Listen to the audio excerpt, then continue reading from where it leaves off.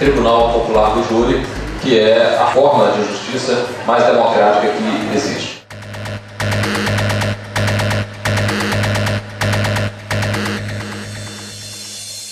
Voltamos para o segundo bloco do programa Direito em Foco, que tem hoje novamente, como convidado o Dr. Dário Júnior, que está tratando sobre o tema Tribunal do Júri.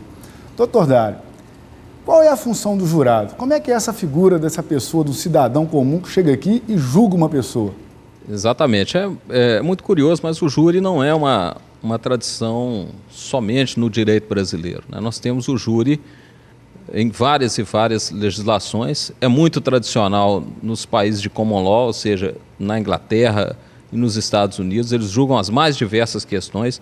No Brasil, eles julgam apenas questões criminais, apenas, e mais especificamente ainda os crimes dolosos contra a vida, né? Se a gente for observar na história, aí são vários e vários os júris famosos, né? A gente sempre cita o júri do próprio Cristo, né? O júri de Jesus Cristo, em que ele foi condenado pelo povo, né? Então, simbolicamente, aquilo ali se parece muito com o júri. O povo é chamado a decidir sobre determinada questão no judiciário. E é a forma mais democrática de participação do povo na justiça, onde o povo diretamente influencia nas questões do judiciário.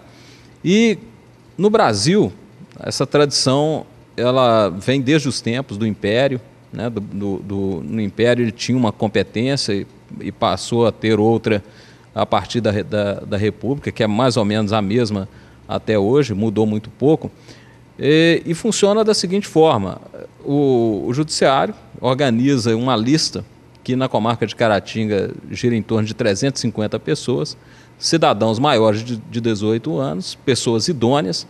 O que é uma pessoa idônea? Uma pessoa que não tem antecedentes criminais, que não tem envolvimento com problemas criminais, pessoa que trabalha, pessoa que frequenta um clube de serviço, pessoa que é um funcionário público.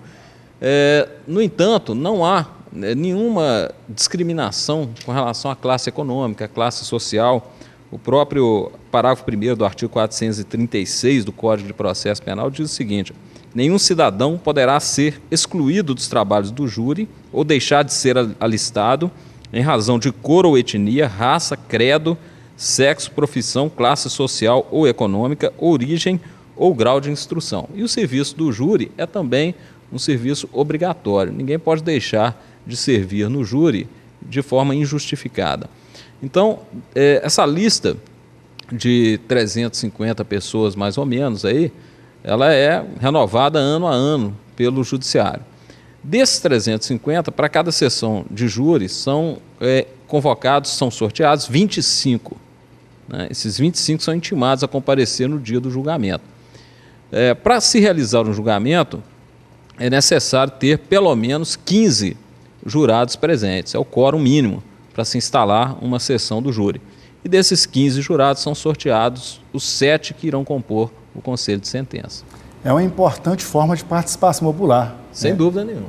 E é bom destacar que o nosso telespectador não pode se furtar, né, de exercer esse papel tão importante para o desdobramento da justiça. Isso é uma contribuição que o cidadão dá ao judiciário. Ela não é remunerada, alguns encaram isso até como um incômodo, mas a grande maioria encara isso como um exercício de cidadania.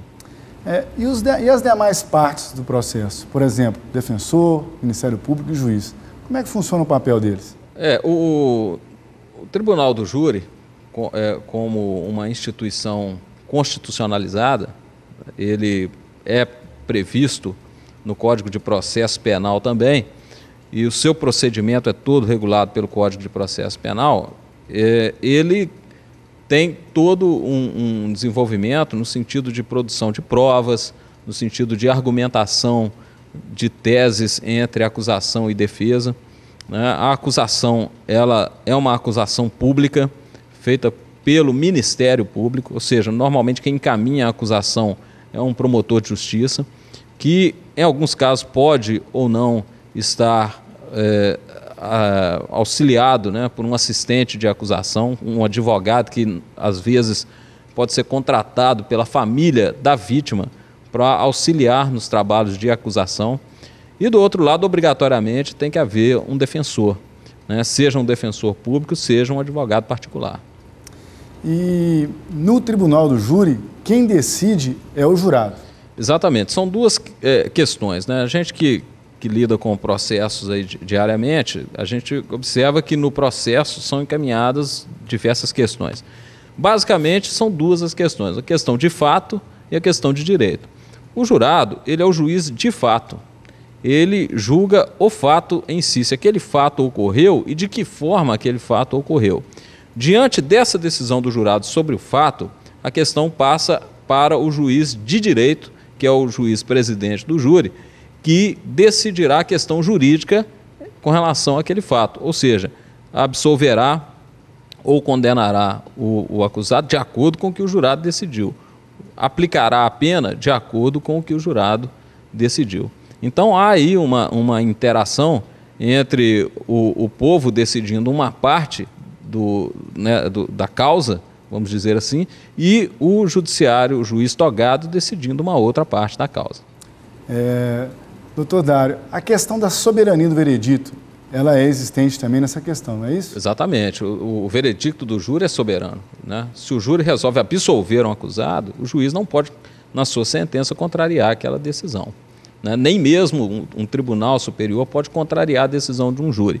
Se o tribunal entende que aquele corpo de jurados, aquele conselho de sentença, agiu mal, decidiu contrariamente à prova dos autos, né, de forma manifestamente contrária à prova dos autos, pode no máximo anular aquele júri e determinar a realização de outro.